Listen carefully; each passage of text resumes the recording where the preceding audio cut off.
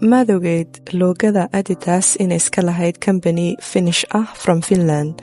oo waxay ka iibsadeen companyga 1952gii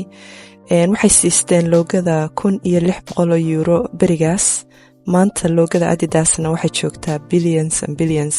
marka muhiimadu ma aha symbolka ay iibsadeen muhiimadu waxa weeyaan brandka ay sameeyeen brand weyn ay ka sameeyeen oo maanta u baahan kaliya muuqaalkiisa inaad aragtid saad u garatid wuxuu yahay marka muuqaalka aad garanaysid ama brandka aad sameynaysid buu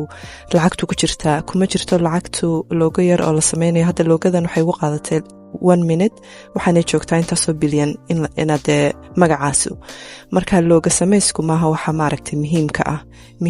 muhiimadu adigu waxa weeyaan inaad samaysid